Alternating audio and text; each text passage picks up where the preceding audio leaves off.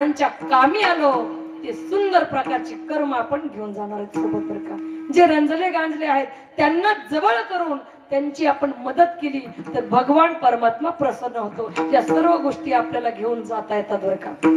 परमार्थ परमार्थ परमार्थ काही लोक म्हणतात ते ना फार परमार्थ करतात, तो उठल्यापासून मंदिरातच असतात, त्यांना घरातून धरूच देत नाही तर ते काय करतील. सून घरात बसून देत नाही, म्हातारा खोकत आहे बेडकी टाकी ते घरात सून म्हणते उठा बरं तुम्ही तिथं मंदिरात जाऊन बसा. लोक म्हणतात फार परमार्थ करतात होते, नाही त्या परमार्थाला अर्थ नाहीये बरं का.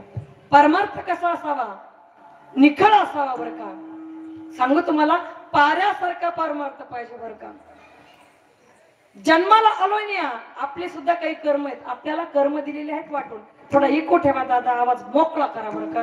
इतका त्रास होतोय ना बरं का बोलताना, एकदम वाचून असं पोटात फार त्रास होतोय. हॅलो हा, कारण सगळ्या मंडळीला माहिती 15 दिवस झाले, 3 आठवड्यापर्यंत होत आले कार्यक्रम चालू आहेत. आता महाराष्ट्रात एकही कीर्तनकार एकही गायक वादक असा बिना आवाज बसलेला भेटणार नाही, म्हणजे यांचे हात बसत नाहीत.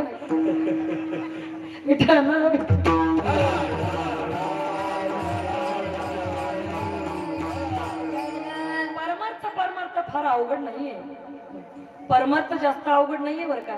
काही लोकांनी परमार्थ अवघड करून ठेवला. सोपं असतोय तो, काय कीर्तन करायचं काही अवघड नाहीये हो. सांगू तुम्हाला बरं का पोरी काकू, काय अवघड नाहीये कांडे काकू, अवघड काहीच नाहीये. मी म्हणेल ज्याला बोलता येतं ना, ज्याला बोलता येतं ना फोन करता येईल, ज्याला बोलता येतं त्याला कीर्तन करता येईल. तुम्ही सुद्धा करू शकताय खांडे भैया, जालिंदर भैया, ज्याला बोलता येतं तो कीर्तन करेल, करेल नक्की. तो काय बोलेल हे मी सांगू शकत नाही, पण तो कीर्तन करू शकतो काका. पण ही कला अवघड आहे, हे वाजवणं याच्यासाठी 10-10 वर्ष घासावे लागतात. ही कला अवघड गायनाची. म्हणून या ठिकाणी सुंदर कलाकार, कलाकार कोणाला म्हणतात माहितीये का आपल्याला, ऐका. जो उम्र भर बांध कर रख सकता है उसे प्यार कहते हैं, और अपनी कला से जो दुनिया को हिला सकते हैं उन्हें कलाकार कहते हैं, उन्हें कलाकार कहते हैं. ही साधना आहे. कीर्तन कुणालाही करता येईल बरं का, पण खऱ्या अर्थानं ही कला फार अवघड आहे. मी सांगत होते परमार्थ जास्त अवघड नाही, कीर्तन करणं प्रवचन करणं नाही अवघड. विशेषतः सर्वांना आपल्याला परमार्थ वाटून गेलाय. सांगू तुम्हाला स्त्रियांसाठीचा खरा परमार्थ सांगेल मी आपल्याला आणि पुढे चालेल बरं का. स्त्रियांसाठीचा खरा परमार्थ आपल्या पतीच्या व्यतिरिक्त इतर पुरुषाचं चिंतनही मनात नाही ना, हा स्त्रियांसाठीचा खरा परमार्थ आहे. हा स्त्रियांसाठीचा खरा परमार्थ बरं का. पुरुषांसाठीचा परमार्थ सांगेल मी आपल्याला. रात्रीच्या 12 वाजता जरी एखादी स्त्री आपल्या डोळ्याला दिसली, रात्रीच्या 12 वाजता जरी एखादी सुंदर स्त्री आपल्या डोळ्याला दिसली ना, तिला जर माय तुम्हाला म्हणता आलं तर सगळ्यात मोठे परमार्थ तुम्हीच आहात. वेगळा परमार्थ करायची गरज नाही. संतांचा परमार्थ आहे बुडत हे जन न देखवे डोळा येतो कळवळा म्हणून या. साधूचा परमार्थ आहे सतत सतत सतत नामस्मरणामध्ये तल्लीन राहणं, लीन राहणं. हा साधूचा परमार्थ आहे बघा. परमार्थ प्रत्येकाचे वेगवेगळे. ग्रस्त आश्रमींचा परमार्थ आहे बघा, थोडं का होईना महाराज वर्णन करतात. धन्य संसारी दयावंत जे अंधारी, धन्य आहेत ते संसारी की ज्यांच्या अंतःकरणामध्ये दया आहे.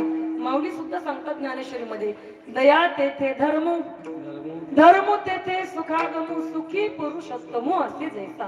किंवा जे जे भेटे भूत ते ते मानजे भगवंत, हा भक्तियोग निश्चित जाण तू माझा.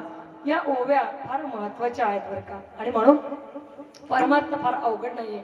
आपण साजरी करत आहोत ती हनुमान जयंती, हनुमान जन्मोत्सव, आणि त्या अनुषंगानं आपल्याला थोडस चिंतन करायचंय. भजन करा विठाला.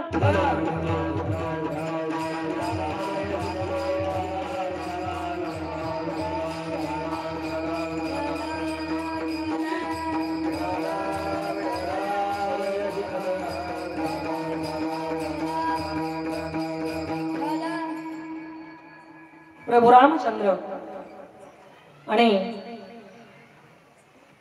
पवनपुत्र हनुमानजी या जन्मोत्सवाचं औचित्य साधून आपण हा सुंदर कार्यक्रम आयोजित केलेला आहे बरं का. भगवान प्रभू रामचंद्र